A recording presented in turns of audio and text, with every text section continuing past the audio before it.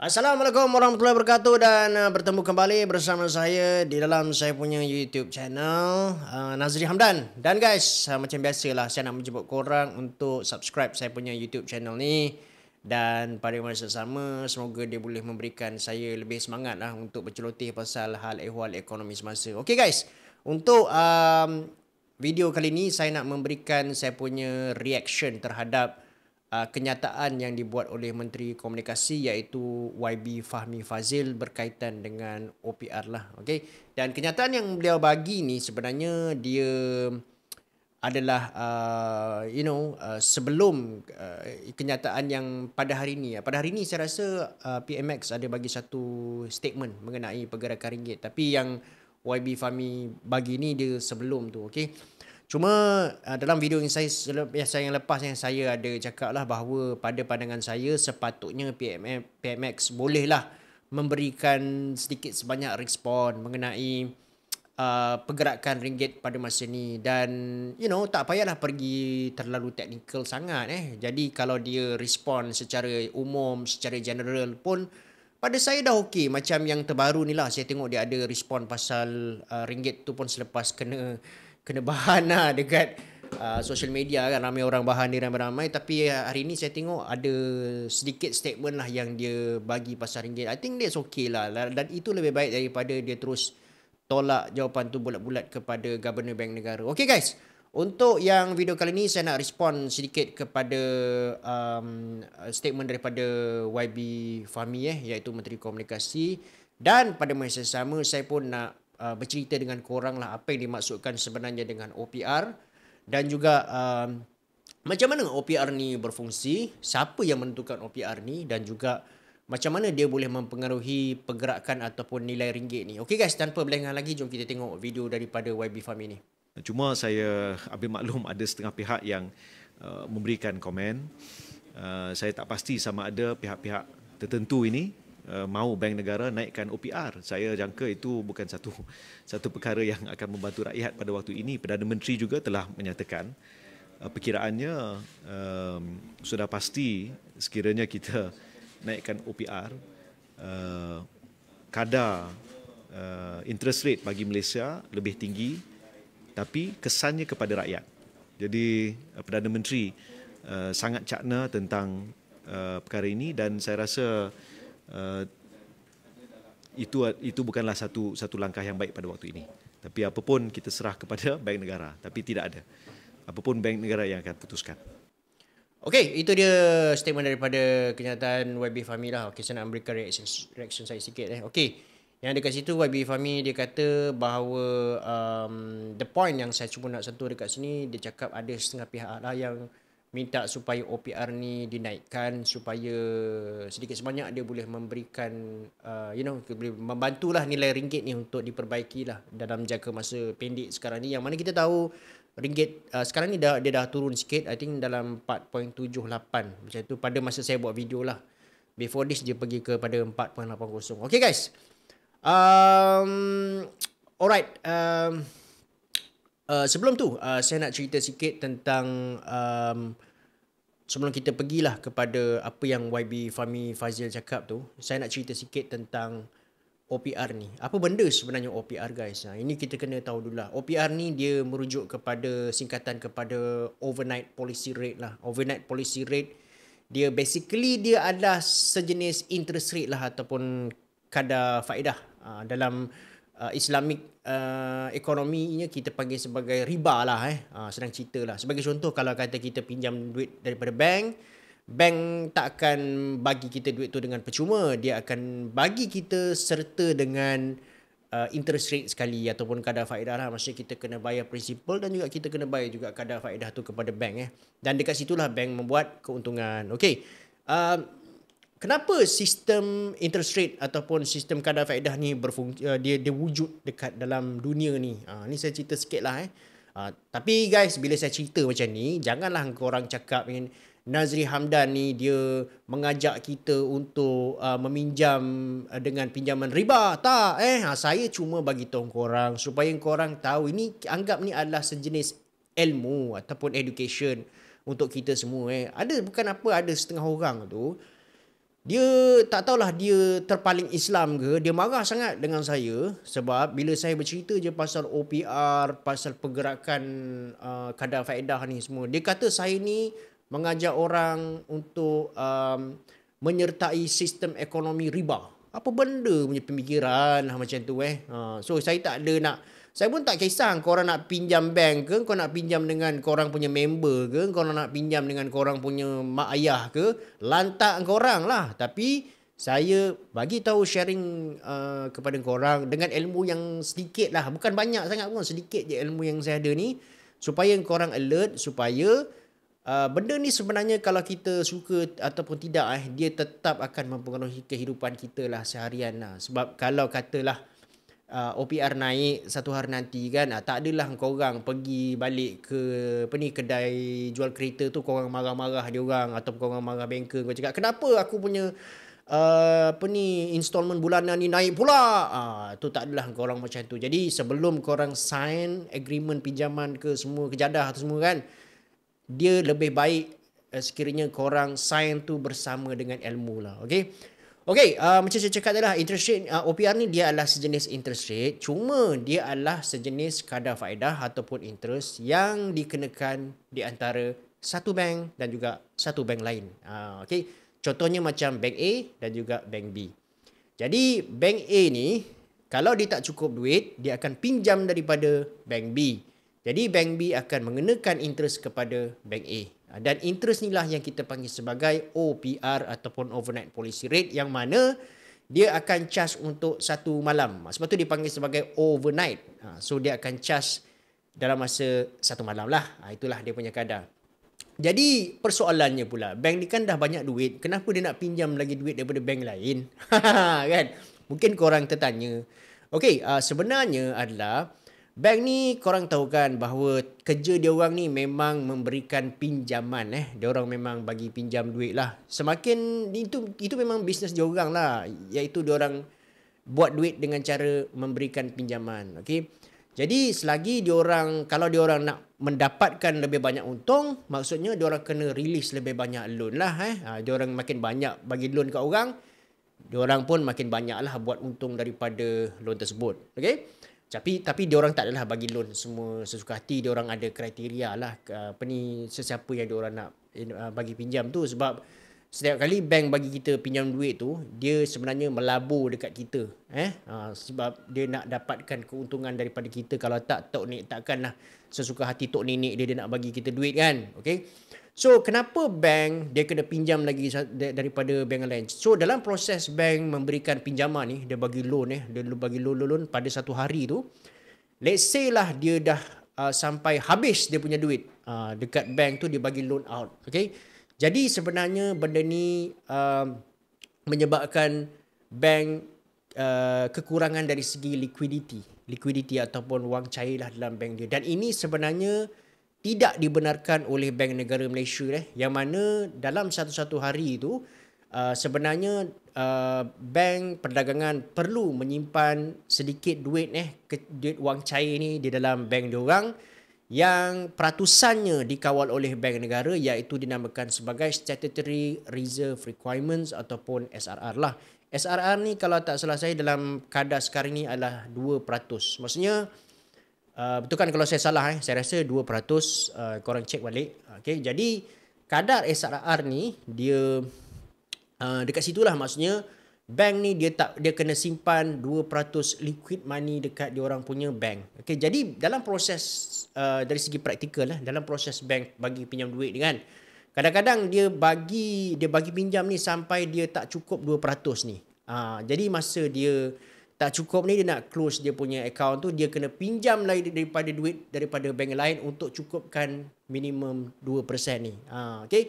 Jadi bila dia pinjam daripada bank lain, dekat situlah dia kena bayar OPR ni ataupun overnight policy rate. Okay, korang nampak dekat situ kan. Jadi kalaulah contohnya OPR ni yang juga dikawal oleh bank negara yang tentukan OPR ni berapa Jadi secara logiknya, kalaulah bank negara naikkan OPR ni, bermaksud apa yang bank perdagangan kena buat? Dia orang kena transfer lah kos ni kepada pelanggan. Sebab itulah apabila Bank negara naikkan sahaja OPR, korang akan nampaklah bahawa bank perdagangan akan mula naikkan diorang punya kadar faedah diorang yang akhirnya akan memberikan impact kepada korang, iaitu korang kena membayar loan dengan installment yang lebih tinggi lah. Itulah dia. Jadi itu adalah basically OPR lah. Okay. Right. So OPR ni dia of course lah dia mempengaruhi mereka yang membuat pinjaman secara variable rate lah. Okay. So kalau yang fixed rate tu tak lah. Tapi kalau variable rate memang akan terkena kesan daripada OPR. Okay. Macam mana OPR ni ditentukan? Okay. OPR ni ditentukan oleh OPR ni sebenarnya dia adalah sebahagian daripada monetary policy. Polisi ekonomi ni kita boleh bagi kepada dua lah, iaitu fiscal policy dan juga monetary policy. Fiscal policy ni dia berkait dengan contohnya macam kerajaan berbelanja, cara kerajaan mengawal cukai, okay, cara kerajaan membelanjakan duit negara, dia termasuk ke dalam dasar fiskal. Dasar monetary adalah dasar di mana dia menjaga kestabilan inflasi di dalam ekonomi. Tapi dari segi jangka panjang, kita punya hala tuju ekonomi ni lebih dipengaruhi oleh dasar fiskal berbanding dasar monetary lah. Dasar monetary ni dia hanya lebih kepada dasar penstabilan jangka pendek sahaja. Dia tidak boleh menentukan sama ada sesebuah ekonomi tu akan terus berkembang ataupun terus growing. Okay? Dia hanyalah yang banyak mempengaruhi ekonomi kita ni sebenarnya adalah dasar ekonomi kerajaan jangka panjang yang ditentukan oleh the government of the day lah, yang mana kerajaan akan bertanggungjawab ke atas dasar fiskal. So kalau korang tengok belanjawan kerajaan kan, berapa banyak kerajaan berbelanja dalam masa 1 tahun, lepas tu berapa banyak hasil cukai yang dia kutip tu ataupun insentif cukai yang dia bagi, itu semua termasuk ke dalam dasar fiskal. Sementara dasar monetary ni ialah dasar di mana dia menggunakan kadar faedah untuk mengawal kita punya penawaran wang ataupun jumlah wang dalam ekonomi ni, yang seterusnya memberikan kesan kepada kita punya kadar inflasi. Okay? Dan macam mana OPR ni memberi kesan kepada rakyat biasa? Macam saya cakap tadi lah, iaitu apabila dia naik bank pusat naikkan OPR ni, jadi maksudnya dia akan transfer kos tu kepada pelanggan dan juga pelanggan kena bayar lebih lah. Dan OPR ni sebenarnya ditentukan oleh bank pusat lah ataupun bank negara Malaysia dekat dalam konteks Malaysia lah. Dekat bank negara ni dia ada satu jawatan kuasa yang dinamakan sebagai MPC ataupun Monetary Policy Committee. Yang mana MPC ni diketuai oleh Governor Bank Negara lah. And then dekat sebagai ahli dia ada beberapa ahli yang juga merupakan pegawai-pegawai tertinggi lah dekat bank negara, contohnya macam Assistant Governor. Dan juga dia ada juga pakar ekonomi yang daripada institusi ataupun organisasi luar lah. Contohnya macam academician ke, professors ke, ataupun daripada banking ke. Dia orang akan dijemput masuk sekali di dalam MPC lah, Monetary Policy Committee ni. Dan mana Monetary Policy Committee ni dia akan bersidang selama sekurang-kurangnya 6 kali setahun lah. Tapi dia bergantung juga, kalau kata keadaan ekonomi itu memerlukan dia bersidang lebih daripada 6 kali setahun tu, dia akan buat lah. Tapi minimum paling kurang dia akan buat meeting 6 kali setahun. Jadi dalam Monetary Policy Committee ni sebenarnya yang diorang bagi perhatian untuk memberikan sama ada dia orang nak ubah, naikkan ataupun turunkan OPR ni, dia bergantung kepada satu indikator yang diorang akan tengok iaitu kadar inflasi. Apabila bank negara ataupun MPC ni dia nak tukar kita punya OPR, saya ulang sekali lagi dia akan tengok kepada kadar inflasi. Dia akan bagi keutamaan kepada kadar inflasi dulu, sebab objektif monetary policy adalah memastikan kadar inflasi kita dalam keadaan yang rendah. Okey, dia dalam keadaan yang rendah monetary policy kita. Kadar inflasi kita. So itu adalah objektif monetary policy. So dalam negara lain, untuk negara lain mungkin diorang menggunakan kadar faedah, cara yang berbeza lah untuk memastikan kadar inflasi ni turun ke paras yang rendah. Tapi secara majority, most countries in the world, diorang menggunakan kaedah kadar faedah lah untuk mengawal inflasi. Selain tu, ada juga negara lain yang menggunakan monetary policy yang berbeza, iaitu sebagai contoh Singapura dan juga Hong Kong, yang mana diorang lebih memfokus kepada kadar tukaran untuk mengawal diorang punya inflasi ataupun memastikan inflasi diorang dalam keadaan yang rendah lah. Ini juga bergantung kepada macam mana ekonomi diorang tu berfungsi dan sifat ekonomi diorang. Contohnya macam Singapura dan juga Hong Kong ni, diorang punya ekonomi dia adalah ekonomi yang jenis terbuka, open economy, fully open. Sebab tu kalau kita tengok Singapura ni, dia kalau ada free trade agreement ke apa, semuanya dia sign. Dia tak kisah. Macam kita kan, kita kena fikir, oh aku sign free trade agreement ni, dia akan memberikan kesan tak kepada sektor-sektor tertentu. Sebab kita kan ada sektor-sektor tertentu yang kita masih protect dan juga lindungi kan sekarang kan. Jadi kita tak buat macam diorang lah. Diorang punya ekonomi sangat terbuka. Untuk negara Singapura, diorang lebih memfokus kepada mengawal kadar tukaran, sementara kadar faedah diorang apungkan. Diorang tak kontrol kadar faedah diorang apungkan melalui adjustment market lah. Tapi kat Malaysia dan juga most countries in the world, kita menggunakan kawalan kadar faedah, tapi kadar tukaran kita apungkan. Okay, so dia nampak terbalik dekat situ. So Singapore dan juga Hong Kong punya monetary policy ni dia agak unik lah. Tapi untuk sebuah negara tu, dia kawal dia punya kadar tukaran, dia bergantung guys. Dia bukan boleh suka-suka je kontrol dia punya kadar tukaran. Untuk mengawal kadar tukaran ni, dia memerlukan kos yang agak besar lah. Sebab bank pusat dekat sesebuah negara itulah, contohnya macam dekat Singapura, dia ada Monetary Authority of Singapore, MAS. Apa MAS buat? MAS akan sentiasa campur tangan dalam kadar tukaran, dan bila dia nampak sahaja Singapore dollar ni dia jatuh, maka apa yang MAS buat adalah MAS akan membeli balik lebihan-lebihan Singapore dollar ni dengan menggunakan apa guys? Dia bukan beli balik dengan suka-suka hati tok nenek dia, tak. Dia menggunakan dia punya reserve.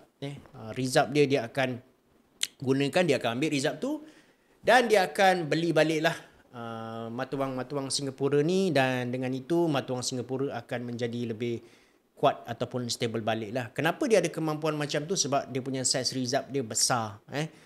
Singapura punya size reserve ni lebih kurang dalam 300 bilion lebih, sementara kita dalam 100 bilion lebih je. Maksudnya dia ada 3 kali ganda besar dia punya size reserve dia. That's why dia boleh melaksanakan dasar seperti inilah. So sekali lagi guys, sebenarnya apabila bank negara dia nak ubah OPR tu, dia akan dia akan lengok dulu kita punya inflation. Dia tak tengok kita punya kadar tukaran. Dia tak tukar OPR ni hanya kerana untuk menguatkan kadar tukaran. Itu korang kena faham benda ni. Itu kita kena berbalik kepada objektif monetary policy. Monetary policy bukan untuk menstabilkan kadar tukaran. Monetary policy untuk memastikan inflation kita dalam keadaan yang rendah dan juga stable. Okay? So kalau dia tukar OPR ni, dia akan tengok inflation, dia tak tengok kita punya kadar tukaran. Dia tak akan tukar OPR tu semata-mata nak memperbaiki kita punya kadar tukaran. Jadi kita baliklah kepada persoalan ataupun isu yang dibangkitkan macam YB Fahmi Fadzil kata tu. Ada setengah pihak mengatakan bahawa kita patut naikkan ajalah kita punya OPR ni supaya ringgit pun akan baik balik. So kalau kata contohnya bank negara, tu saya cakap kita kena faham macam mana monetary policy ni berfungsi. Jadi kalau bagi bank negara, bila dia tengok dia nak ubah ke tidak OPR ni, dia tengok apa? Dia tengok inflation kita. Sekarang ni inflation kita berada dekat tahap berapa guys? 1.5%. 1.5% tu boleh dikatakan kadar inflasi yang rendah. Okey, dia adalah kadar inflasi yang rendah. Okey, jadi kalau katalah contoh dalam keadaan sekarang ni bank negara dia naikkan kadar faedah kita, apa akan jadi guys? Kita punya inflation pun akan jatuhlah. Kenapa inflation kita jatuh? Sebab kuasa membeli rakyat tu akan berkurangan. Okey, so of course pada masa yang sama, bila bank negara tukar dia punya kadar OPR dia, semata-mata dia bertujuan untuk menangani inflasi, tapi pada masa sama indirectly dia akan juga mempengaruhi nilai mata wang kita lah. Of course lah, kalau kata kita punya kadar faedah tinggi, akan berlaku arilan modal luar masuk dan juga ini akan memperbaiki ringgit dah. Jadi pada saya tidak bersetujulah kita hanya melihat kepada semata-mata kita nak naikkan kita punya nilai mata wang ringgit ni, kita naikkan kadar faedah kita. Apatah lagi untuk yang tahun 2024 ni, sepatutnya kita memfokus kepada penstabilan ataupun menguatkan semula kita punya domestic demand, private consumption kita.